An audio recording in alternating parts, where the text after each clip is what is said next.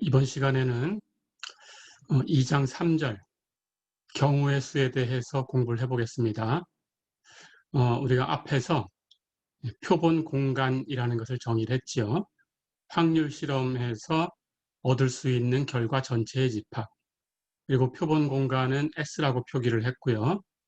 그 안에 있는 원소가 되는, 즉 그 실험에서 얻은 각각의 결과, 이것은 표본점이라고 했었죠. 예, 그 하나의 원소다라고 생각하면 됩니다. S라는 집합의 원소 이렇게. 그리고 그 표본점으로 구성되는 S의 부분 집합, 이것을 사상이라고 불렀죠. 예, 우리가 2장에서 배우려고 하는 것은 이런 사상의 확률이 얼만가라는 걸 배우려고 하는 거예요. 자, 그래서 확률을 뒤에서 정의를 할 텐데, 확률이라는 것은 그 표본 공간에 있는 원소의 개수분의 주어진 사상 안에 있는 원소의 개수, 이렇게 해서 정의를 할 거예요. 자, 그러니까 확률을 계산하기 위해서는 어떤 사상이 주어졌을 때 그 사상 안에 속한 표본점이 몇 개인가, 이것을 여러분들이 세어야 됩니다. 자, 그래서 2장 3절에서는 이렇게 세는 방법을 여러분들이 공부를 할 거예요. 그걸 셈 규칙, 카운팅 룰, 셈 규칙이라고 부르는데요. 여러분들이 배워야 되는 셈 규칙은 세 가지 종류가 있습니다. 첫 번째는 복합적 단계에서의 셈 규칙이라는 것을 배워야 되고요. 그건 지금 시작을 할 거고요. 두 번째는 순열이라는 것을 배울 거예요. 순열은 어떻게 계산이 된다라는 걸 공부할 거고요. 세 번째는 조합이라는 것을 공부할 겁니다. 이 조합은 이제 두 개 그룹 이상으로 해서 세 개, 네 개, 그 이상 K개 그룹으로 분할하는 방법의 수까지를 얘기를 합니다. 그래서 특별하게 두 개 그룹으로 나누는 것을 우리가 조합이다 이렇게 부를 거예요. 그래서 여러분들이 배우는 것은 복합적 단계에서의 셈 규칙, 그리고 순열, 그리고 조합, 이렇게 세 가지다라고 생각하면 됩니다. 자, 그럼 첫 번째, 복합적 단계에서 셈 규칙을 공부를 하겠습니다.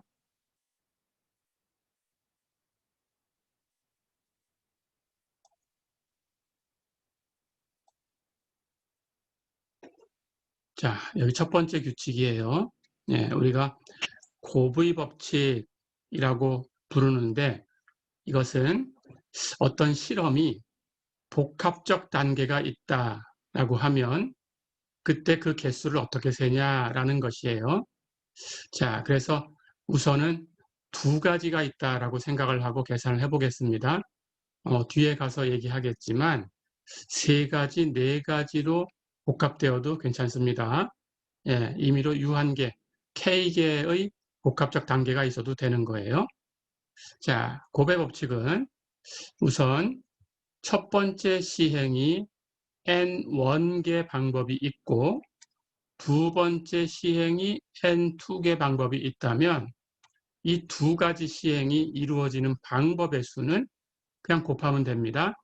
N1 곱하기 N2개 방법이 있다. 이게 곱의 법칙이에요. 자, 그런데 곱의 법칙을 얘기하려면 지금 어떤 실험이 있는 겁니다. 그 실험이 두 단계로 나눠지는 거예요. 첫 번째 단계와 두 번째 단계로 나눠지는데 첫 번째 단계에는 그 방법의 수가 N1개가 있고 두 번째 단계에는 N2개가 있다. 이렇게 얘기가 되는 거예요. 자, 그런데 주의할 게 있습니다. 첫 번째 단계의 시행이 두 번째 단계의 시행에 영향을 주지 않는다라고 가정을 한 거예요. 잊어버리면 안 되겠어요. 자, 그래서 첫 번째 시행이 일어난 것이 두 번째 시행이 일어나는 것에 영향을 주면 안 돼요. 그런 것을 우리가 뒤에서 서로 독립이다라고 용어를 쓸 텐데요.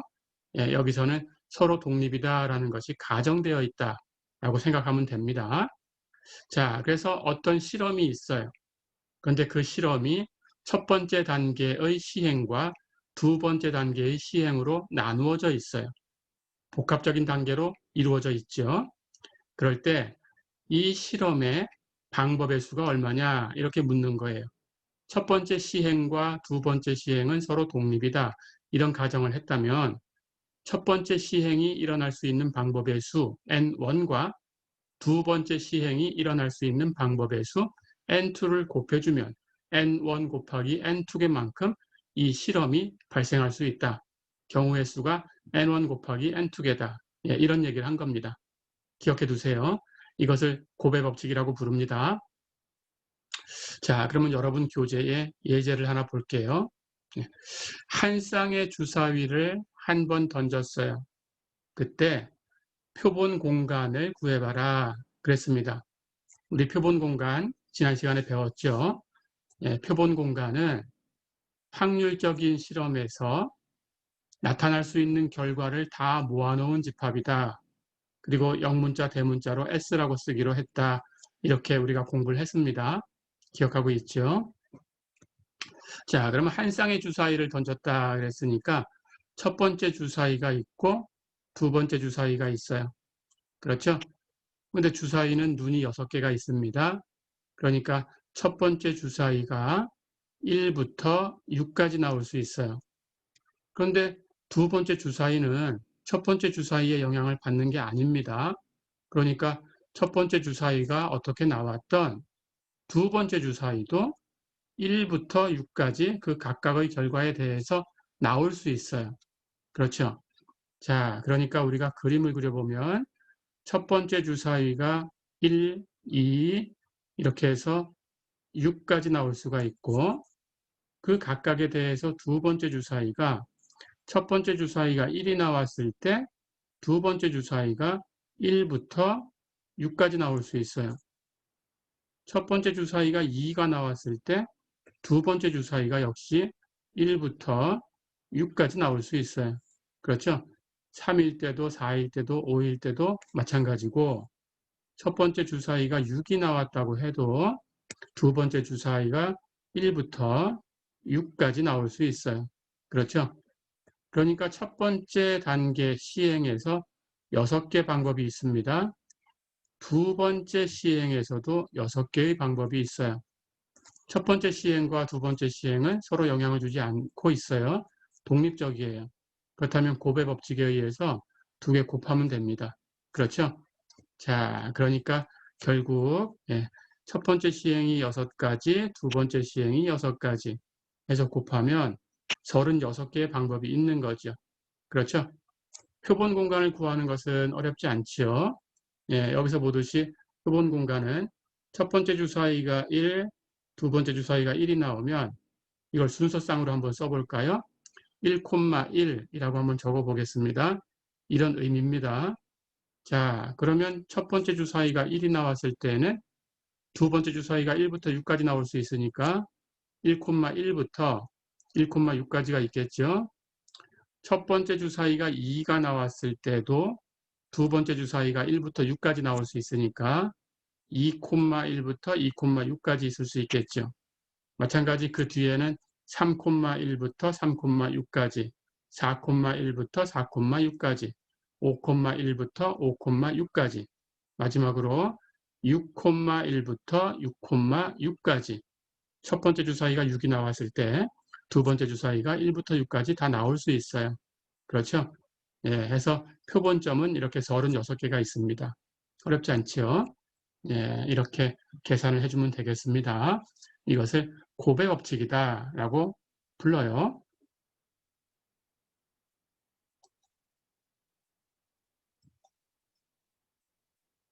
자, 문제를 하나 더 풀어볼까요? 예, 예제 2.14 한번 보세요. 신시가지를 개발하고자 하는 한 개발업자가 주택의 외양을 튜더 양식, 전원풍, 식민지 양식, 전통적인 양식 이 중에 하나를 선택해서 만들려고 하고 층의 구조는 단층, 단순한 2층, 중간 2층, 이 구조로 주택을 공급하려고 한다. 자, 그렇다면 주택을 구입하려는 사람이 선택할 수 있는 방법은 모두 몇 개인가? 이렇게 물어봤어요. 똑같죠? 예, 주택을 지으려는 사람이 주택 외양하고 층의 구조를 선택을 해서 짓는 거예요. 그렇죠? 그런데 주택 외양에 따라서 층이 영향을 받는 것이 아니고 주택 외양이 어떻게 되었건 층은 층대로 또 선택을 하려고 하고 있어요. 그렇죠? 자, 그렇다면 서로 독립적이다라고 가정을 해줄 수 있죠. 자, 그렇다면 우리가 선택할 수 있는 방법의 수는 첫 번째 주택 외양이 4개가 있었어요. 그렇죠. 그 각각에 대해서 층의 구조가 3가지가 있었어요. 서로 독립이니까 방법의 수는 곱해주면 되죠. 곱의 법칙 4 곱하기 3, 12개를 선택할 수 있어요. 어렵지 않죠? 예. 만약에 표본점이 뭐냐라고 물어봤다면 아까처럼 똑같이 하면 됩니다. 첫 번째 튜더 양식일 때 단층 선택할 수 있고요. 튜더 양식과 단순한 2층을 선택할 수 있고요. 튜더 양식과 중간 2층을 선택할 수 있어요. 그렇죠? 예, 이게 표본점이 되는 거죠. 전원풍에다가 단층 선택할 수도 있고 식민지 양식에다가 전원풍에다가 단순한 2층을 선택할 수도 있고 전원풍에 중간 2층을 선택할 수도 있어요. 그렇죠? 마찬가지 식민지 양식을 가지고도 얘기할 수 있습니다. 식민지 양식에다가 단층을 선택할 수 있고 식민지 양식에 단순한 2층을 선택할 수 있고 식민지 양식에 중간 2층을 선택할 수 있어요. 그렇죠? 전통적인 양식에도 마찬가지 전통적인 양식에 단층 이렇게 지을 수 있고 전통적인 양식에 단순한 2층 이렇게 지을 수 있고 전통적인 양식에 중간 2층 이렇게 지을 수 있어요. 그러니까 표본점은 이렇게 순서상으로 만들어주면 되겠죠. 그렇죠? 자, 이렇게 해서 12개다라는 것을 계산을 해봤습니다. 자, 한 문제 더 풀어볼게요. 예제 2.15 한번 보세요. 어떤 클럽에 회원이 22명이 있다. 거기서 회의를 해서 회장과 총무를 선임하려고 한다. 방법이 몇 가지 있겠냐? 이렇게 물어봤습니다. 자, 그럼 문제에서 회장과 총무를 선임한다라고 했으니까 특별한 조건이 없었어요. 회장과 총무는 다른 사람이다. 이렇게 가정을 해둔 겁니다. 특별한 얘기가 없으면. 자, 그렇다면 회장 한 사람, 총무 한 사람 이렇게 뽑을 거예요. 그런데 다른 사람으로 뽑을 거예요. 그러니까 회장 한 사람이 총무까지 할 수는 없어요. 그렇게 계산해 주시면 됩니다. 자, 그렇다면 회원이 22명 있었으니까 회장이 될 수 있는 방법의 수는 22가지가 있죠. 그렇죠? 그러면 그 각각에 대해서 총무를 선임하면 되는데 총무는 같은 사람이 하면 안 돼요. 그러니까 회장으로 선임된 사람 빼고 나머지 중에서 총무를 선택하면 됩니다. 그렇다면 한 사람 제외하면 21명이 남죠. 그러니까 이 각각에 대해서 총무는 21개 방법씩 있어요. 그렇죠? 그렇다면 서로 독립적이니까 이제 2가지 방법을 곱해주면 되겠죠. 그래서 22 곱하기 21 이렇게 계산해 주시면 됩니다. 곱하면 462개 방법이 있네요. 어렵지 않죠? 이렇게 서로 독립적인 그런 시행이 반복적으로 복합되어 있다. 이럴 때에는 첫 번째 시행이 몇 가지고 두 번째 시행이 몇 가지인가 이렇게 계산해서 서로 독립적이니까 그 방법의 수를 서로 곱해주면 되겠어요. 그러면 전체 실험에서 우리가 얻을 수 있는 방법의 수다. 어렵지 않죠? 그렇게 하시면 됩니다.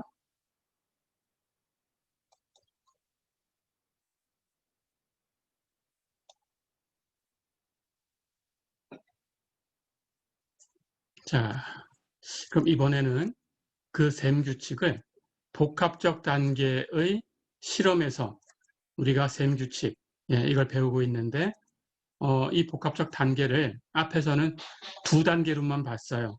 그렇죠? 근데 3단계가 있어도 서로 독립적이면 각각의 방법을 곱하면 돼요.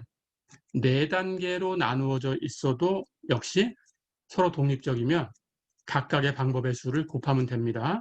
그래서 일반적으로 유한계, K계라고 해볼까요?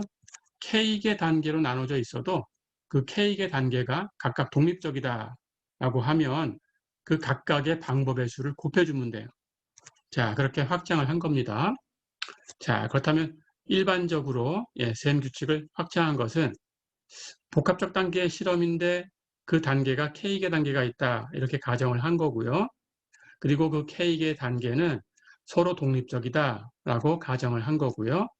그때 첫 번째 시행이 N1개 방법이 있고 두 번째 시행은 N2개 방법이 있고 그 각각에 대해서 쭉 계속해서 마지막 K번째 시행은 NK개 방법이 있다. 이러면 이 실험에서 얻을 수 있는 방법의 수는 이 K개 단계의 방법의 수를 다 곱하면 된다. 그런 뜻이에요. 자, 그러면 N1부터 해서 NK까지 다 곱하면 되겠죠. 그렇죠? 방법의 수는 N1 곱하기 N2 곱하기 점점점 곱하기 NK. 이렇게 얻을 수 있습니다. 어렵지 않겠죠? 두 단계나 세 단계나 마찬가지 방법으로 계산할 수 있다. 그런 뜻입니다. 하지만 서로 독립적이다라는 가정을 잊어버리면 안 돼요. 영향을 주는지 안 주는지 나중에 뒤에 가면 영향을 주는 경우 이런 경우에 대해서도 공부를 하게 됩니다. 그때 다시 한번 얘기할 거고요. 지금은 그 단계별로 그 각 단계가 서로 영향을 주지 않는 경우만 우리가 공부를 하고 있습니다. 자, 그럼 예를 들어 볼게요. 예제 2.16 한번 볼까요? 쌤이 컴퓨터를 조립하려고 한다.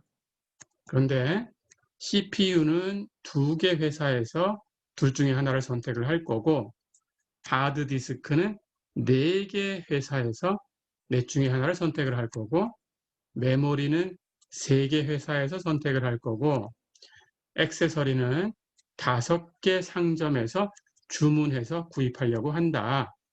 자, 그렇다면 쌤이 이 부품을 가지고 주문할 수 있는 총 가짓수가 얼마냐?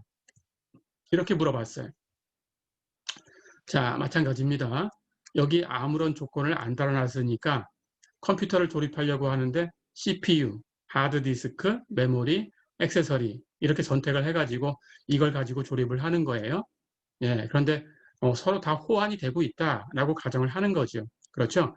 어느 회사 걸 쓰더라도 서로 그냥 가서 갖다 놓고 조립하면 다 맞춰진다.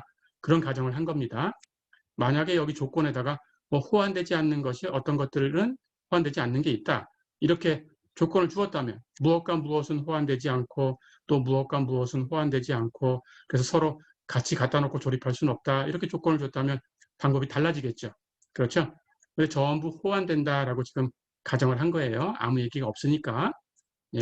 그래서 아무 얘기가 없을 때는 그렇게 가장 큰 방법으로 계산하시면 됩니다. 자, 그렇다면 CPU는 CPU대로 선택하면 되고 하드디스크는 하드디스크대로 선택하면 돼요. 메모리도 마찬가지. 그 각각에 대해서 액세서리도 마찬가지로 그냥 5개 중에서 아무거나 선택해도 다 조립이 돼요. 그렇죠? 그렇다면 이 4개의 단계는 서로 영향을 안 줍니다. 독립적이죠. 자, 그렇다면 우리가 배운 대로 복합적 단계의 셈 규칙을 적용할 수 있어요. 그렇죠? 그럼 곱하기 하면 되네요. 첫 번째 단계는 CPU라고 할까요? 2개 방법이 있고 두 번째 단계는 하드디스크라고 하면 4개 방법이 있고 세 번째 단계는 메모리를 선택하는 거다라고 하면 3개 방법이 있고 네 번째 단계는 액세서리를 선택하는 거다. 이렇게 하면 5개 방법이 있어요. 서로 독립적이니까 방법의 수는 다 곱하면 되죠. 자, 그래서 첫 번째 단계 2 곱하기 두 번째 단계 4 곱하기 세 번째 단계 3 곱하기 네 번째 단계 5 이렇게 계산하면 120개 방법이 있다. 이렇게 답을 얻을 수 있습니다. 어렵지 않죠? 이렇게 복합적 단계의 셈 규칙을 2개 단계에서 K개 단계로 확장을 했습니다. 어쨌든 독립적이다라는 그런 보장만 해준다면 각각 단계의 방법의 수를 곱하기만 하면 얻을 수 있다. 어렵지 않죠? 그렇게 하시면 되겠습니다.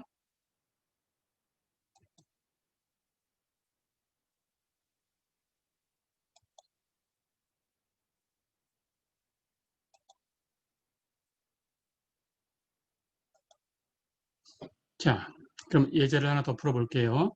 예제 2.17 볼까요? 0, 1, 2, 5, 6, 9 이렇게 6개의 숫자가 있는데 이 6개의 숫자를 각각 한 번씩만 사용한다. 2개를 중복했으면 안 된다라고 지금 가정을 해줬습니다. 한 번씩만 사용해가지고 4자리 숫자를 만들려고 한다. 그런데 짝수를 만들려고 한다. 그럼 모두 몇 개 방법이 있겠냐? 이렇게 물어봤어요.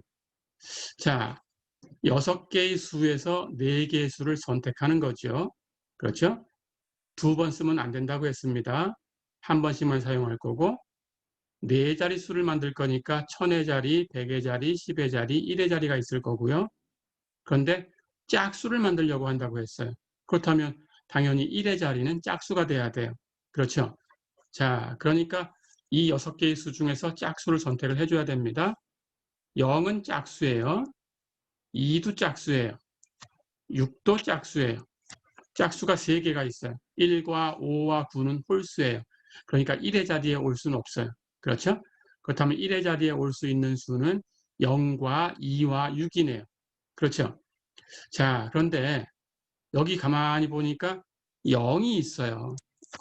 4자리 수를 만들려고 하는 거니까 첫 번째 1000의 자리에 0을 쓸 수는 없죠. 그렇죠? 자, 그렇다면 0이라는 게 있으니까 신경을 써줘야 됩니다. 그래서 첫 번째 1000의 자리에는 0이 올 수 없다라는 걸 잊어버리면 안 되고요. 그러니까 결국은 1의 자리에 0이 왔을까 안 왔을까? 0이 짝수니까 그것에 의해서 달라지게 되겠죠. 그래서 1의 자리의 수를 먼저 계산을 해줄게요. 그렇게 해야 계산이 편하겠죠. 그렇죠? 자, 그럼 1의 자리에는 0과 2와 6이 와야 짝수가 되니까 3개만 올 수 있어요. 1의 자리에는 0과 2와 6, 3개만 올 수 있어요. 그런데 1의 자리에 0이 올 수도 있는 거니까 1의 자리에 0이 온다면 서로 다른 걸 쓸 거니까 1000의 자리를 신경 안 써도 되겠지만 1의 자리에 0이 안 왔다면 1000의 자리에 0이 올 수 없으니까 0은 제외시켜줘야 돼요. 그렇죠? 자, 그래서 1의 자리에 0이 오는 경우하고 1의 자리에 0이 오지 않는 경우로 나누어서 계산을 해줘야 돼요. 그렇죠? 그렇게 해서 두 가지 경우를 더해주면 됩니다. 자, 그럼 1의 자리에 0이 오는 경우를 한번 생각해 볼까요? 1의 자리에 0이 왔으니까 1의 자리에 올 수 있는 경우의 수는 그냥 하나 딱 정해진 거죠. 그렇죠? 그 다음 1000의 자리부터 계산해 보겠습니다. 1의 자리에 0이 왔으니까 2번 쓸 수 없는 거니까 1000의 자리에는 0은 안 남아 있어요. 그렇죠? 그렇다면 0을 제외한 나머지 5개 수 중에 어떤 걸 사용해도 됩니다. 그렇다면 1000의 자리에는 5개 방법이 있네요. 그렇죠? 자, 그럼 이제 쉬워졌어요. 100의 자리에는 1의 자리에 온 수와 1000의 자리에 온 수는 쓰면 안 되겠죠. 그렇죠? 예, 1의 자리에 0과 1000의 자리에 온 수 5개 중에 하나가 올 테니까 어떻게 왔는지 모르겠지만은 5개 중에 하나가 올 겁니다. 그 수를 제외해 주면 돼요. 그러면 6개 수 중에서 2개를 제외하면 4개가 남죠. 자, 그렇다면 100의 자리에는 나머지 4개 중에 아무거나 갖다 쓰면 됩니다. 4가지 방법이 있어요. 그렇죠? 그렇다면 10의 자리에는 이제 1의 자리에 온 0과 1000의 자리에 왔던 수와 100의 자리에 왔던 수를 제외하고 나머지를 아무거나 써도 돼요. 그렇다면 6개에서 3개 수를 제외하면 3개가 남았어요. 그렇죠? 자, 그렇다면 10의 자리에 올 수 있는 방법의 수는 3가지가 됩니다. 그렇죠? 그럼 다 곱하면 되니까 1 곱하기 5 곱하기 4 곱하기 3 네, 이렇게 해서 1의 자리가 0이 오는 경우의 수는 60개가 있네요. 그렇죠? 자, 그렇다면 이제 1의 자리가 0이 아닌 경우를 생각해야 됩니다. 짝수가 돼야 되니까 0이나 2나 6이 와야 되는데 1의 자리가 0이 아니다라고 하면 0을 제외하면 예, 짝수 2나 6, 둘 중에 하나가 와야 돼요. 그러니까 1의 자리에 올 수 있는 건 2가지 방법이 있어요. 그렇죠?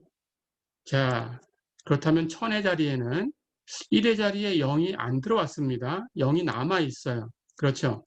그런데 1000의 자리에 0이 오면 안 돼요. 그러니까 1000의 자리에는 1의 자리에 온 수하고 0을 제외한 나머지가 올 수 있어요. 그렇죠? 그럼 6개에서 2개를 제외하면 4개가 있죠. 0이 못 오니까. 그래서 1000의 자리에는 4가지가 올 수 있어요. 그렇죠? 자, 그렇다면 100의 자리에는 이제 1의 자리에 온수하고 1000의 자리에 온수를 제외하면 어떤 것은 올 수 있어요. 이제 0이 남아있다고 하더라도 0이 와도 돼요. 100의 자리에는. 그렇죠? 1000의 자리에 0이 아닌 수가 이제 와 있으니까. 자, 그렇다면 100의 자리는 1의 자리하고 1000의 자리 2개를 제외하면 4개가 남죠. 그래서 4가지 방법이 있는 거죠. 그렇죠? 자, 그럼 10의 자리에는 이제 1의 자리의 온수와 1000의 자리의 온수, 100의 자리의 온수를 제외해 주면 되겠죠?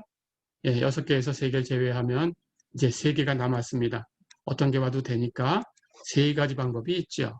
자, 그렇다면 이걸 다 곱하면 되죠. 그렇다면 2 곱하기 4 곱하기 4 곱하기 3 이렇게 계산하면 96가지가 있네요. 그렇죠?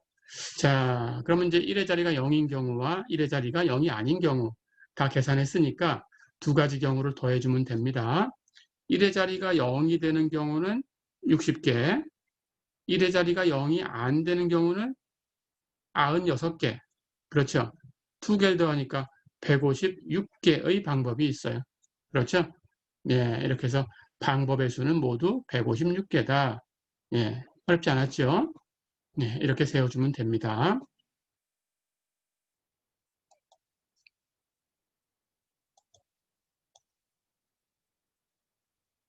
자, 두 번째 방법은 이제 우리가 복합적 단계에서 셈 규칙하는 것은 다 얘기를 했습니다.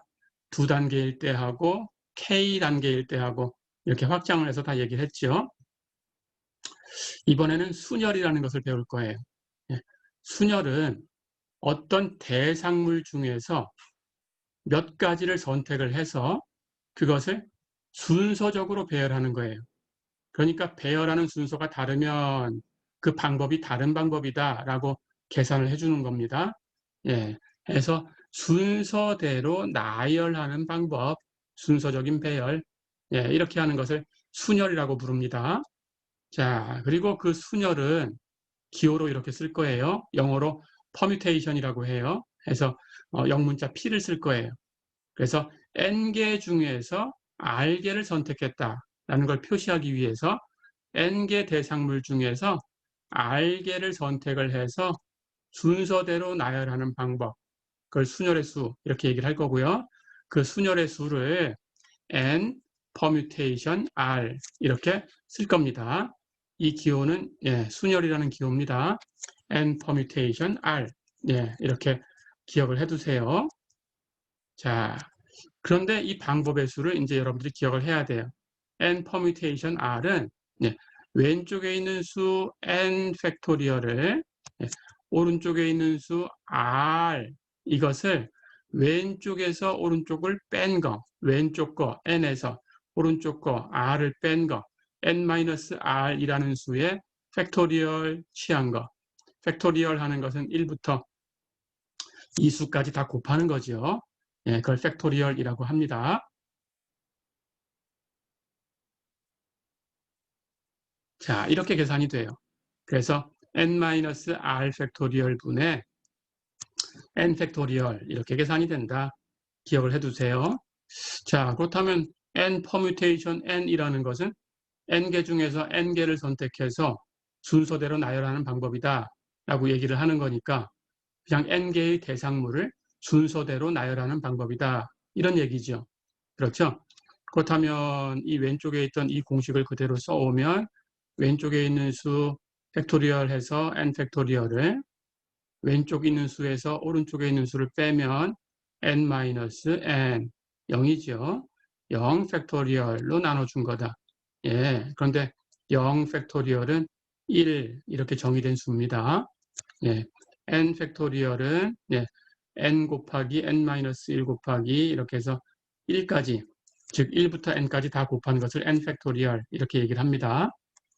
그러니까 N 퍼뮤테이션 N 하는 것은 결국은 N 팩토리얼이 되겠죠. 그렇죠? N 팩토리얼을 1로 나눴으니까 N 팩토리얼 이렇게 계산이 되겠죠.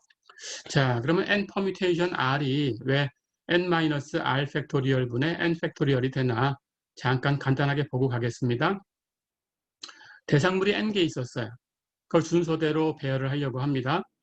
그럼 첫 번째부터 R번째까지 선택을 할 수 있어요. N개 대상물 중에서 R개를 선택해서 순서를 줄 거니까 R개를 순서대로 나열을 하면 첫 번째, 두 번째, 세 번째 이렇게 번호를 붙여서 R번째까지 있으면 되죠. 그렇죠. 자, 그렇다면 첫 번째 볼 수 있는 거, 그 가지수는 이 대상물이 N개가 있었으니까 어떤 게 와도 됩니다. N개의 방법이 있어요. 그렇죠? 근데 두 번째 방법, N2는 첫 번째 온 것이 중복되진 않아요. 그러니까 첫 번째 온 것을 제외하고 나머지가 올 수 있어요. 그렇다면 N개에서 첫 번째 온 걸 제외하면 N-1개 방법이 있죠. 그렇죠? 그러면 세 번째 올 수 있는 것은 N3 방법의 수. 이것은 첫 번째, 두 번째 온 걸 제외하고 나머지가 올 수 있죠. 그렇다면 N개에서 두 개를 제외해야 되니까 방법의 수는 N-2가 되겠죠. 그렇죠. 자, 그러면 R번째 올 수 있는 것은 몇 가지 방법인가 하는 게 규칙이 생겼습니다. 첫 번째는 N-0이죠. 두 번째는 N-1이죠. 세 번째는 N-2지요. 여기 N 얼마라는 수보다 N- 얼마라는 수가 하나 작아요. 그렇죠? 그렇다면 R번째는 이거보다 하나 작은 거 R-1을 N에서 빼주면 되죠. 그렇죠?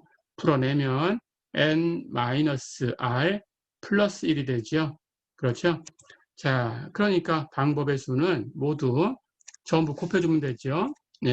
그러면 N 퍼뮤테이션 R은 N 곱하기 N-1 곱하기 해서 N-R 플러스 1까지 곱하면 됩니다. 그렇죠. 자, 그럼 N 퍼뮤테이션 R을 계산했어요. N부터 하나씩 빼가면서 N-1, N-2 해서 N-R 플러스 1까지 곱하면 된다. 그렇죠. 자, 그런데 이걸 보기 좋게 조작을 좀 할 거예요. 그렇다면 이 수는 N 곱하기 N-1 곱하기 해서 N-R 플러스 1까지 곱해 놓은 수인데 거기다가 분모 분자에 같은 수를 곱해줘도 달라지지 않죠? 그럼 이 다음 수부터 계속 곱해 나갈 거예요. 여기 N에서 지금 R을 빼고 하나 더한 겁니다. 즉 N에서 R-1을 뺀 거죠. 그렇다면 그 다음은 N에서 R을 빼는 거죠. N-R 플러스 1보다 하나 작은 수는 1 제거하면 N-R이죠. 그 다음은 N-R 또 하나 작으니까 마이너스 1이죠. 그렇죠? 이렇게 계속 내려가면 이건 유한한 수니까 언젠가는 3, 2, 1까지 내려가겠죠. 해서 뒤에다가 N-R부터 해서 1까지 쭉 곱해줬어요. 그럼 분모에도 같은 수를 곱해야 같아지니까 분모에도 N-R부터 해서 1까지 곱해줬어요. 자, 그러면 다 됐죠. 분모는 1부터 N-R까지 곱해놨으니까 그걸 기호로 N-R 팩토리얼이라고 하는 거고 분자는 조작을 해보니까 1부터 다 곱해졌죠, 이제? 그렇죠? 1부터 N-R까지 그 다음에 그거보다 하나 큰 수 N-R 플러스 1 그 다음 N-R 플러스 2 이렇게 해서 N까지 계속 곱한 거네요. 1부터 N까지 곱해졌으니까 이제 N 팩토리얼이 되죠. 그렇죠? 이렇게 해서 퍼뮤테이션은 N 퍼뮤테이션 R 계산하는 방법이 N-R 팩토리얼 분의 N 팩토리얼이다. 이렇게 계산하면 됩니다. 어렵지 않죠?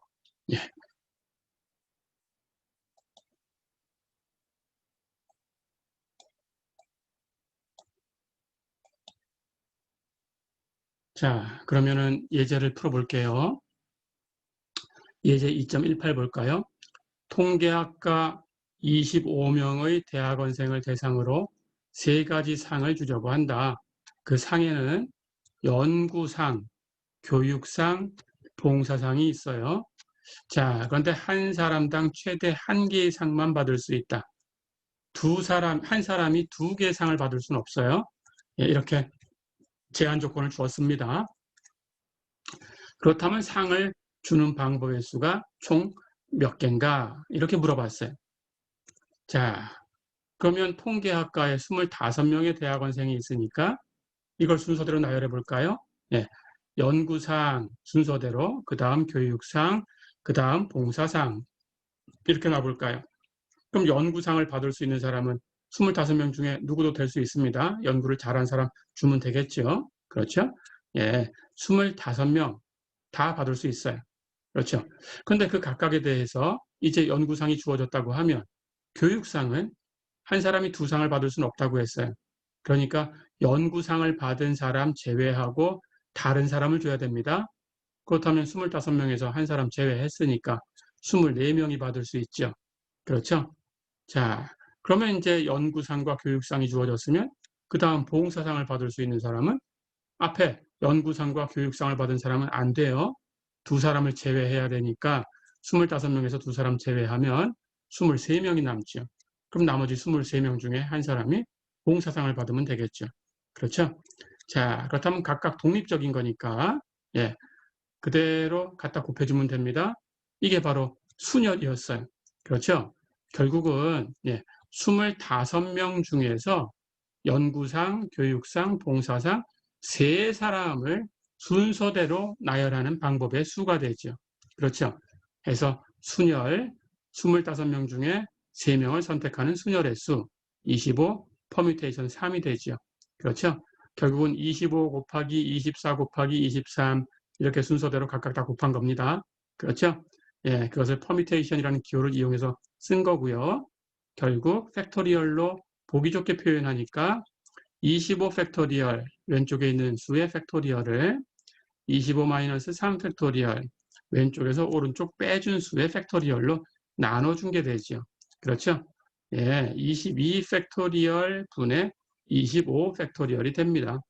22 팩토리얼은 1부터 22까지 곱한 거고 25 팩토리얼은 1부터 25까지 곱한 거니까 분자에서 1부터 22까지 약분해서 치우면 남는 게 25 곱하기 24 곱하기 23 이렇게 되지요. 그렇죠? 예, 그래서 이 순열이라는 것도 결국은 앞에 그 복합적인 단계에 독립적이다라는 그 가정을 가지고 계산한 결과예요. 그렇죠? 예, 이렇게 25 곱하기 24 곱하기 23 계산하면 13,800개 방법의 수가 나온다. 어렵지 않죠? 예, 이렇게 계산해 주시면 되겠습니다.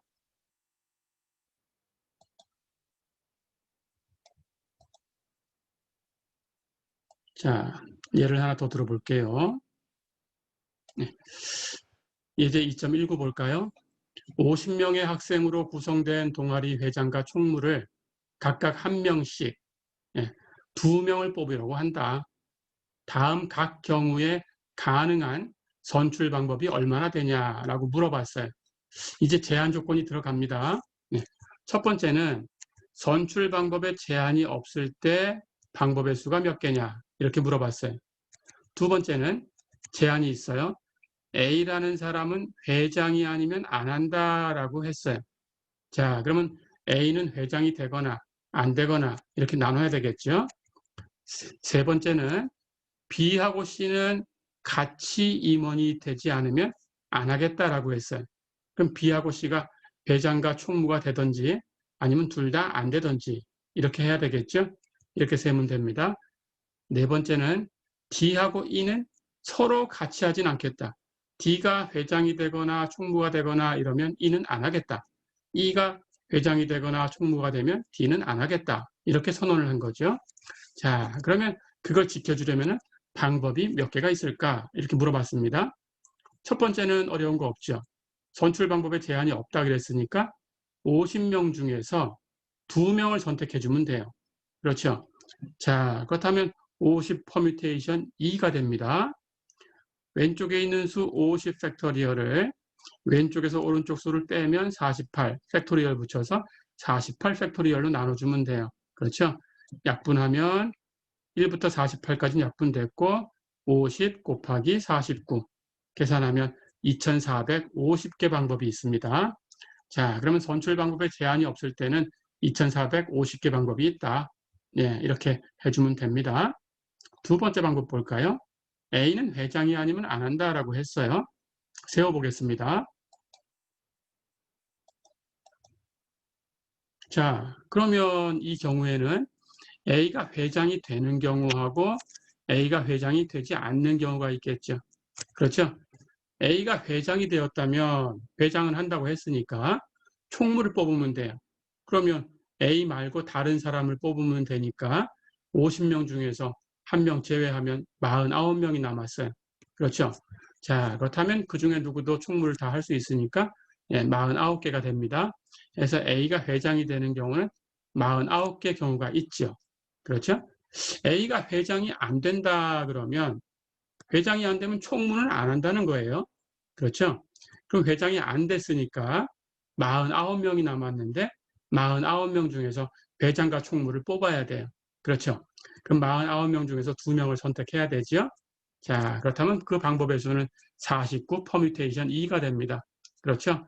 49 팩토리얼 나누기 49에서 2 빼면 47, 47 팩토리얼 해서 약분하고 계산하면 49 곱하기 48, 2352개 방법이 있네요. 그렇죠? 자, 그렇다면 이제 두 경우를 더해주면 돼요. A가 회장이 되는 경우 49개 방법이 있고 회장이 되지 않는 경우 2352개 방법이 있어요. 두 개를 더하면 2401개의 방법이 생기죠. 어렵지 않죠? 자, 그러면 세 번째는 B하고 C는 같이 되면 하는데 그렇지 않으면 안 한다는 거죠. 둘 중에 한 사람만 되는 거는 안 한다라는 뜻입니다. 자, 그렇다면 B하고 C가 같이 간부가 되는 경우, 임원이 되는 경우가 있을 거고 B하고 C가 둘 다 임원이 안 되는 경우가 있겠죠. 그렇죠? B하고 C가 임원이 되는 경우는 B가 회장이 되고 C가 총무가 될 수 있고 반대로 C가 회장이 되고 B가 총무가 될 수 있죠. 그렇다면 B, C가 같이 회장과 총무를 하는 경우는 두 가지죠. 그렇죠? 누가 회장을 할 거냐라는 거에 따라서 두 가지로 나눌 수 있죠. 그렇죠? B와 C는 둘 중에 한 사람만 되는 건 안 한다고 했으니까 이제 둘 다 안 되는 경우만 남았어요. 둘 다 안 되면 그러면 남는 사람은 48명이죠. 그럼 48명에서 회장과 총무를 뽑아야 됩니다. 그렇다면 48명 중에서 2명을 뽑아야 되니까 방법의 수는 48 퍼뮤테이션 2가 되죠. 그렇죠? 해서 48 팩토리얼을 48-2, 46 팩토리얼로 나누면 되는데 약분하면 48 곱하기 47. 그래서 2256개 방법이 생겼어요. 됐죠?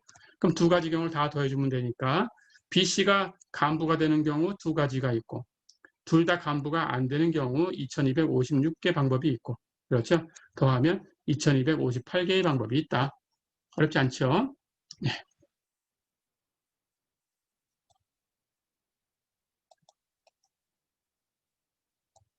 자, 이번에는 이제 마지막 문제입니다. 네. D는 D하고 E가 동시에 같이 하지는 않는다 그랬어요. 그렇죠? 자, 그러면 같이 하지 않는다고 했지 회장이나 총무에 대해서 어떤 건 하고 어떤 건 안 한다 이런 얘기는 안 했습니다. 둘이 동시에 되는 경우만 안 하겠다라는 거예요. 그렇죠? 자, 그렇다면 D가 임원으로 선출되면 E는 안 한다는 거죠. 그렇죠? 마찬가지로 E가 임원으로 선출되면 D는 안 한다고 했어요. 그렇죠? 자, 그러면 남는 경우는 둘 다 안 하는 것만 남았죠? 그렇죠? 둘 중에 한 사람이 되는 경우는 D가 될 수도 있고 E가 될 수도 있으니까 D가 되면 E는 안 한다고 하는 거고 E가 되면 D는 안 한다고 하는 거예요. 그렇죠? 그렇다면 남는 건 이제 D, E가 모두 안 하는 거죠. 이렇게 경우를 나누면 되겠어요. 자, 그러면 D가 임원이 되는 경우 임원은 회장과 총무가 있으니까 D가 회장을 할 수도 있고 총무를 할 수도 있어요. 그렇죠? 그럼 두 가지 경우가 발생합니다. 그렇다면 그 경우마다 E는 안 한다고 했으니까 50명에서 D는 임원이 됐고 E는 안 한다고 했으니까 두 사람을 제외하면 48사람이 남았죠. 그 48사람 중에서 누군가가 남는 임원을 하면 되죠. D가 회장이 됐다면 총무를 하면 되고 D가 총무가 됐다면 회장을 하면 되고 그렇죠? 해서 경우의 수는 2 곱하기 48 해서 96개의 방법이 있죠. 그렇죠? 96개 방법이 있습니다. 자, 마찬가지죠. E가 간부가 됐다 그러면 E가 회장이 될 수도 있고 총무가 될 수도 있어요. 그렇죠? 그러면 E가 임원이 되는 경우가 2개 방법이 있고 E가 임원이 됐으니까 D는 임원을 안 한다고 했습니다. 그렇다면 E를 제외하고 D도 제외하면 48명이 역시 남고요. 48명 중에서 누군가가 남는 임원을 하면 되죠. 그렇죠? E가 회장을 했다면 총무를 하면 되고 E가 총무를 했다면 회장을 하면 되죠. 그렇죠? 해서 48개 방법이 있으니까 곱하면 96개 방법이 있어요. 자, 그럼 이제 남는 것은 D하고 E가 모두 간부를 안 하는 거죠. 그렇죠? 그렇다면 50명 중에서 2사람을 제외했으니까 48사람이 남았고 48사람 중에서 회장과 총무를 2사람을 뽑아야 돼요. 그렇죠? 그렇다면 48 퍼뮤테이션 2만큼 방법이 생기죠. 계산하면 48 팩토리얼을 48에서 2 빼면 46, 46 팩토리얼로 나눠주면 됩니다. 약분하면 48 곱하기 47 해서 2256개 방법이 생겼네요. 다 됐죠? 자, 그럼 첫 번째 D가 간부가 되는 게 96개, E가 간부가 되는 게 96개, 둘 다 간부가 안 되는 게 2256개. 다 더하면 96 플러스 96 플러스 2256. 2448개의 방법이 생기네요. 어렵지 않죠? 이렇게 하시면 됩니다.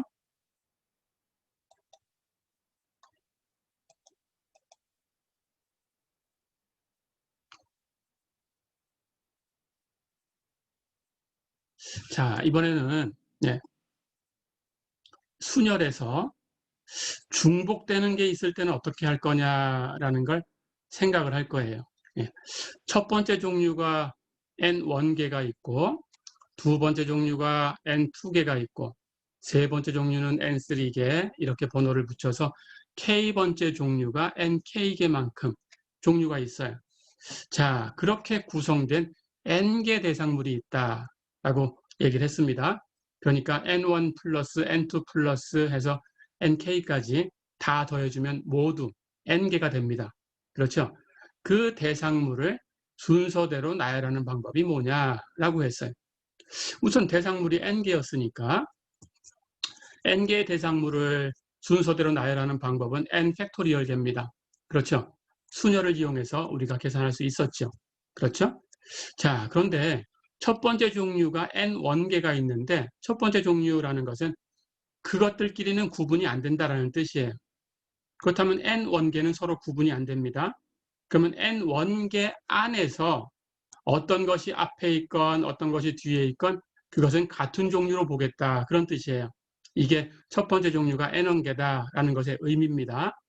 자, 그렇다면 첫 번째 종류 N1개를 순서대로 나열하는 방법, 전부 구분해가지고 순서대로 나열을 했다고 하면 방법의 수는 N1 팩토리얼 개만큼 있죠. 그렇죠? 그런데 이 N개 중에서 첫 번째 종류 N1개가 구분이 안 된다라는 거니까 그 방법의 수만큼은 구분하지 않아요. 다 똑같은 걸로 취급해요. N1 팩토리얼 개만큼이 다 같은 걸로 취급이 되는 거예요. 그렇죠? 어디에 있건. 그러니까 전체를 N1 팩토리얼로 나눠줘야 돼요. 이만큼 중복된 걸로 같은 걸로 취급이 돼버렸어요. 그렇죠? 그럼 두 번째 종류도 N2개만큼 있다고 했으니까 두 번째 종류를 그것들을 전부 다른 거다라고 생각하고 줄을 세우는 방법은 N2 팩토리얼 개가 있습니다. 근데 여기서는 이걸 두 번째 종류다라고 해서 서로 구분을 안 하는 걸로 했으니까 결국 N개 대상물 중에서 두 번째 종류도 구분이 안 돼요. 그렇죠? 그렇다면 마찬가지로 그 경우의 수를 N2 팩토리얼만큼으로도 나눠줘야 돼요. 이건 같은 걸로 취급이 됐어요. 그렇죠? 이렇게 하면 마지막에 K번째까지 다 해서 나눠주면 됩니다. K번째도 NK가 있는데 NK개가 있는데 그것들끼리는 구분을 안 할 거예요. 자, 그렇다면 그 안에서 구분을 해서 줄 세우는 방법이 NK 팩토리얼 개만큼 있으니까 그걸 구분을 안 하면 그만큼으로 나눠줘야 돼요. 그렇죠? 자, 그래서 나누기 NK 팩토리얼 이렇게 해주면 됩니다. 그래서 같은 종류가 있을 때 세는 방법이에요. N개 대상물의 순열을 계산할 텐데 그 중에 같은 것들이 있다. 구분 안 하는 것들이 있다. 그러면 그 팩토리얼만큼으로 그걸 줄 세울 수 있는 방법의 수지요. 그만큼으로 나눠주시면 됩니다. 있는 만큼. 예. 그래서 이건 기억을 해두세요. n 팩토리얼을 종류별로 n1 팩토리얼, n2 팩토리얼, nk 팩토리얼 종류, 같은 종류가 있는 것만큼 다 나눠주면 된다. 이해됐죠? 자, 그러면 예를 한번 들어볼게요. 어느 대학의 축구선수 10명을 일렬로 줄을 세우려고 하는데 학년을 구분을 해봤더니 10명이 1학년은 1명 이렇게 있었어요. 2학년은 2명이 있었고 3학년은 4명이 있었어요. 4학년은 3명이 있었다. 자, 그런데 이 사람들을 학년만 구분해서, 즉 학년 안에서는 구분을 안 하겠다라는 뜻입니다. 학년만 구분해서 일렬로 세울 수 있는 방법이 몇 개냐 이렇게 물어봤어요. 똑같은 거죠? 첫 번째 종류가 1명, 두 번째 종류가 2명, 세 번째 종류가 4명, 네 번째 종류가 3명 이렇게 있는 그렇게 있는 10명을 줄 세우는 방법이 있죠. 그렇죠? 같은 종류는 구분이 안 된다라고 생각하면 됩니다. 이해됐죠? 그렇다면 조금 전에 그 규칙을 가지고 오면 됩니다. 모두 10명이니까 10팩토리얼을 나눠주면 돼요. 종류 있는 대로. 첫 번째는 1명이 있었으니까 1팩토리얼, 두 번째는 2명이 있었으니까 2팩토리얼, 세 번째는 4명이 있었으니까 4팩토리얼, 네 번째는 3명이 있었으니까 3팩토리얼로 나눠주면 되죠. 1팩토리얼은 1이니까 나눌 필요 없죠. 예, 이건 제외해도 되고요. 나머지 2개 이상 있는 걸로만 나눠주면 됩니다. 자, 그렇다면 나눗셈을 하면 모두 12,600개 방법이 생긴다. 어렵지 않죠? 예, 이렇게 하시면 됩니다.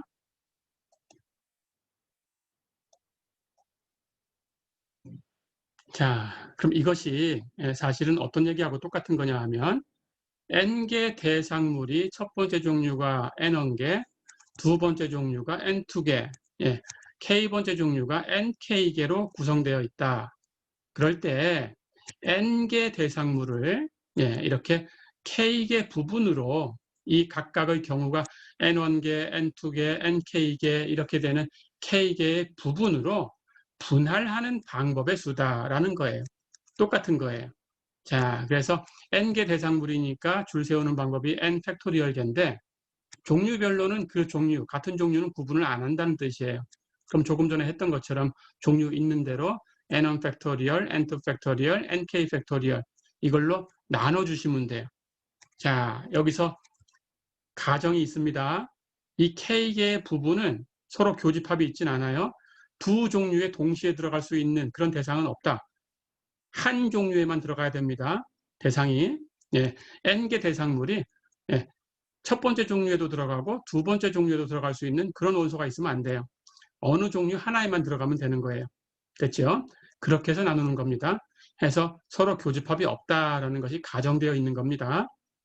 그리고 모두 n개라고 했으니까 당연히 그 개수를 다 더하면 n1 플러스 n2 플러스 nk까지 다 더하면 전체의 개수 n이 돼야 돼요. 이런 가정이 있는 겁니다. 자, 그럼 그런 가정하에서 앞에서 이미 계산을 했었죠. 전체 경우의 수를 계산하면 n 팩토리얼을 종류별로 n1 팩토리얼, n2 팩토리얼, nk 팩토리얼로 나눠주면 된다. 됐죠? 자, 그럼 여기서 이제 새롭게 기호를 소개할게요. 이것을 이런 기호로 쓸 겁니다. k개 부분으로 n개 대상을 첫 번째 종류는 n1개, 두 번째 종류는 n2개, k번째 종류는 nk가 되는 nk개가 되는 k개 부분으로 분할하는 방법의 수. 이렇게 생각하시면 돼요. 그것은 이렇게 쓰고 이렇게 읽을 거예요. n 파티션 n1, n2, 점점점, nk 이런 기호를 쓰겠습니다. 이 기호를 쓰면 이것의 뜻은 위에 있는 수 팩토리얼 붙여서 n 팩토리얼 만들어서 아래쪽에 있는 수를 전부 팩토리얼 만들어서 n1 팩토리얼, n2 팩토리얼, nk 팩토리얼까지 다 곱해서 이걸로 나눠주면 돼요. 됐죠? 이렇게 기억하시면 됩니다. 자, 그럴 때 특별하게 k가 2가 되는 케이스가 있겠죠. 그렇죠? 즉, 두 개의 부분으로 분할을 하는 거죠. 그렇죠?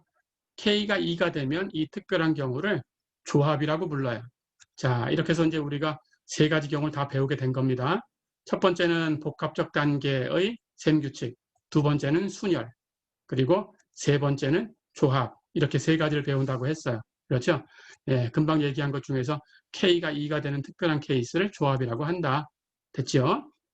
자, 그러면 K가 2가 되면 어떻게 될까요? 두 개 부분으로 나눌 거니까 첫 번째 부분과 두 번째 부분이 있겠죠. 그렇다면 여기 N1부터 NK까지 다 더하면 N이 돼야 되니까 두 개로 나누면 N1과 N2 이렇게만 나눈 겁니다. 그러면 N1이라는 것을 R이라고 한번 가정을 해볼까요? 첫 번째 부분이 R개 있었다면 전체는 N개니까 두 번째 부분은 당연히 N-R개가 남겠죠. 그렇죠? 그러니까 기호로 쓰면 N 파티션 R, N-R 이렇게 쓸 수 있겠죠. 그렇죠? 계산은 위쪽에 있는 N 팩토리얼을 아래쪽에 있는 경우의 수 전부 R 팩토리얼, N-R 팩토리얼 이렇게 곱해서 나눠주면 되죠. 이게 계산하는 방법이 되겠죠. 그렇죠? 조합은 이렇게 계산하시면 됩니다. 자, 그럴 때 이게 둘로 나누면 뭐 불편하게 R, N-R 이렇게 쓸 이유가 없어요. R이 하나 정해지면 전체가 N개니까 N-R은 자동적으로 정해지는 거예요. 굳이 N-R을 표기할 필요가 없을 것 같아요. 그렇죠? 자, 그래서 이걸 간단하게 이렇게 두 개일 때는 N, R 이렇게만 씁니다. 이때는 컨비네이션 하고 읽으시면 됩니다. 이 괄호를 해서 위에 거 먼저 읽고 N 그리고 컨비네이션 그리고 아래 거 R 이렇게 읽으시면 돼요. N 컨비네이션 R 이렇게 읽으시면 됩니다. 괄호로 쓰고 예, 여러분들이 아마 고등학교 때 N 컨비네이션 R 이렇게 C를 가지고 쓰는 예, 이런 기호를 봤을 거예요. 예, 똑같이 읽으시면 됩니다. 예, 같은 의미고요. 예, 그런데 이것은 이제 R을 실수로도 확장시킬 수 있는 그런 기호고, 예, 이것은 R을 정수로만 가지고 얘기하는 그런 경우입니다. 물론 음수는 안 써요. 예, 0 이상. 예, 이렇게. 자, 해서 N 컨비네이션 R은 N개 중에서 R개를 선택하는 조합이다. 이렇게 얘기하셔도 되고요. 이제는 그 각각의 종류 안에서는 순서가 관계없죠. 그러니까 순열하고는 달라졌어요. 그렇죠? 예, 같은 종류에서는 순서, 이것을 중요시 여기지 않습니다. 예, 순서하고 관계없어요. 이제 조합이 됐습니다. 해서 N 컨비네이션 R은 R 팩토리얼 곱하기 N-R 팩토리얼분의 N 팩토리얼 이렇게 계산된다. 어렵지 않죠? 네, 이렇게.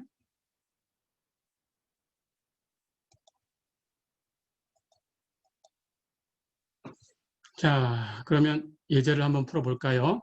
예제 2.21 한번 보세요. 7명의 대학원생이 3인용 객실에 하나, 2인용 객실에 둘, 이렇게 객실을 3인용 객실 하나하고 2인용 객실 둘로 나눴어요. 예, 그러니까 3인용, 2인용, 2인용 이렇게 나눠서 7명의 대학원생을 여기 이렇게 객실에다가 투숙하는 방법을 세려고 합니다. 이렇게 투숙하는 방법이 몇 가지냐라고 물어봤어요. 자, 그렇다면 3인용 객실에 들어가는 사람은 그 안에 구성원만 같으면 구분하지 않습니다. 예, 누가 먼저 들어갔냐라는 그 순서를 따지지 않아요. 그렇죠? 예, 그렇다면 구분하지 않습니다. 2인용 객실에 들어간 사람도 같은 종류다라고 셈을 하는 거예요. 마찬가지 이쪽 2인용 객실에 들어간 사람도 같은 종류다라고 셈을 하는 거예요. 그렇죠? 그렇다면 같은 종류가 있는 순열의 수, 즉 조합의 확장된 부분으로 계산하면 되죠. 그렇죠? 해서 예, 기호는 7명을 3, 2, 2로 나눌 거니까 7 파티션 3, 2, 2 이런 기호가 되겠네요. 그렇죠? 이걸 계산하는 방법은 7명을 줄 세우는 7팩토리얼 이 방법의 수에서 3명은 구분 안 할 거니까 3명을 줄 세우는 3팩토리얼로 나눠주고 2명도 구분 안 할 거니까 2명을 줄 세우는 2팩토리얼로 나눠주고 또 이쪽에 있는 2명도 구분 안 할 거니까 2명을 줄 세우는 2팩토리얼로 또 나눠주고 그렇죠? 해서 7팩토리얼을 3팩토리얼 곱하기 2팩토리얼 곱하기 2팩토리얼 이렇게 곱해서 나눠주면 됩니다. 자, 이것을 계산하면 210가지의 방법이 있네요. 어렵지 않죠? 예, 이렇게 계산해 주시면 됩니다. 자, 예제를 하나 더 풀어볼까요? 예제 2.22. 어떤 소년이 5개의 컴퓨터 게임을 사려고 한다. 그런데 10개의 아케이드 게임 중에서 3개를 살 거고 5개 스포츠 게임 중에서 2개를 선택해서 살려고 한다. 방법의 수가 모두 몇 개냐라고 물어봤어요. 자, 이것은 아케이드 게임은 3개를 선택을 하려고 하는 거고 스포츠 게임은 2개를 선택하려고 하는 거니까 아케이드 게임하고 스포츠 게임은 서로 영향을 안 줘요. 그렇죠? 그러니까 아케이드 게임을 선택하는 방법의 수하고 그리고 스포츠 게임을 선택하는 방법의 수를 각각 계산해서 곱하기를 해주면 되죠. 그렇죠? 자, 그런데 이제 각각 들어가서 아케이드 게임에서 선택하는 것은 아케이드 게임은 모두 10개가 있어요. 대상물이. 그렇죠? 그 중에 3개를 선택하는 거예요. 근데 3개를 선택하는 것은 어떤 걸 먼저 선택했냐라는 것은 중요하지 않아요. 구성되는 3개가 같으면 그냥 같은 방법이죠. 그렇죠? 그 3게임을 내가 구입해서 오려고 하는 거니까. 자, 그렇다면 이번에는 조합입니다. 그렇죠? 해서 10개 중에서 3개 아케이드 게임을 선택하는 방법의 수는 10 컴비네이션 3이 되죠. 계산하는 방법은 10팩토리얼을 3팩토리얼 곱하기 7팩토리얼로 나눠주면 되죠. 그렇죠? 예, 계산하면 이렇게 7팩토리얼 약분하고 10 곱하기 9 곱하기 8 그것을 3 곱하기 2로 나눠주면 됩니다. 120개 방법이 생기네요. 됐죠? 자, 그럼 마찬가지입니다. 5개 스포츠 게임이 있어요. 그 중에 2개를 선택하는 방법은 역시 조합입니다. 5 컴비네이션 2가 되겠죠. 계산 방법은 5 팩토리얼을 2 팩토리얼 그리고 5 마이너스 2 팩토리얼 즉 3 팩토리얼로 나눠주면 되죠. 그렇죠? 약분하면 5 곱하기 4를 2로 나눠줬으니까 10개의 방법이 생겼어요. 그렇죠? 자, 그렇다면 이제 각각 독립적이니까 곱하면 됩니다. 10개 아케이드 게임 중에서 3개를 선택하는 방법이 120개 그리고 5개 스포츠 게임에서 2개를 선택하는 방법의 수가 10개 2개 곱하면 1200개 방법이 있다. 어렵지 않죠? 네, 이렇게 하시면 되겠습니다. 자, 한 문제만 더 풀어보고 예, 마무리하겠습니다. 이번 시간 예제 2.23 볼까요? 스태티스틱스, 예, 통계학 이렇게 번역해도 되고요. 또 통계량도 스태티스틱스라고 씁니다. 예, 스태티스틱스라는 단어에 문자를 가지고 만들 수 있는 가능한 배열의 가지수는 얼마냐 이렇게 물어봤어요. 자, 그럼 똑같습니다. 스태티스틱스라는 단어에 보니까 문자가 이렇게 세어볼까요? 하나, 둘, 셋, 넷, 다섯, 여섯, 일곱, 여덟, 아홉, 10개가 있네요. 그렇죠? 10개 문자가 있습니다. 문자가 모두 10개니까 이걸 배열하는 방법의 수, 이걸 계산하면 되는데 보니까 스태티스틱스 같은 게 있어요. S가 하나, 둘, 세 개가 있네요. 그럼 S는 서로 같은 거니까 구분이 안 되죠. 어떻게 늘어놓든. 그렇죠? 그럼 S가 3개. 그리고 T가 또 같은 게 있네요. T가 하나, 둘, 3개 있어요. 그럼 T도 서로 구분이 안 됩니다. T가 3개. 또 I가 여기 하나, 2개 있네요. 그럼 I가 2개니까 이것도 서로 구분이 안 돼요. 그렇죠? 나머지는 A가 하나, C가 하나 있어요. 그렇죠? 예, A가 1개, C가 1개 있어요. 그렇죠? 자, 그러니까 이렇게 10개의 문자를 결국은 3개, 3개, 2개, 1개, 1개 이렇게 나누는 예, 분열의 수하고 똑같은 거죠. 분할의 수하고 똑같은 거죠. 그렇죠? 네, 파티션을 계산해 주시면 됩니다. 자, 그렇다면 10개를 3개, 3개, 2개, 1개, 1개 이렇게 분할하는 방법의 수는 기호로 이렇게 쓰기로 했죠. 10 파티션 3, 3, 2, 1, 이렇게 쓰기로 했죠. 계산하는 것은 10 팩토리얼을 위에 있는 수의 팩토리얼, 아래쪽에 있는 것들을 전부 팩토리얼 붙여갖고 나누면 됩니다. 3 팩토리얼 곱하기 3 팩토리얼 곱하기 2 팩토리얼 곱하기 1 팩토리얼 곱하기 1 팩토리얼. 그렇죠? 근데 1 팩토리얼은 1이니까 나눠줄 필요가 없어요. 해서 10 팩토리얼을 3 팩토리얼, 3 팩토리얼, 2 팩토리얼. 결국 같은 게 있는 것만 가지고 S가 3개, T가 3개, I가 2개 있었으니까 2개 이상 있는 것만 가지고 나눠주면 되죠. 그렇죠? 해서 10팩토리얼을 3팩토리얼, 3팩토리얼, 2팩토리얼 이렇게 나누면 됩니다. 예, 이걸 계산하면 5만 400개의 경우가 생기네요. 어렵지 않죠? 예, 이렇게.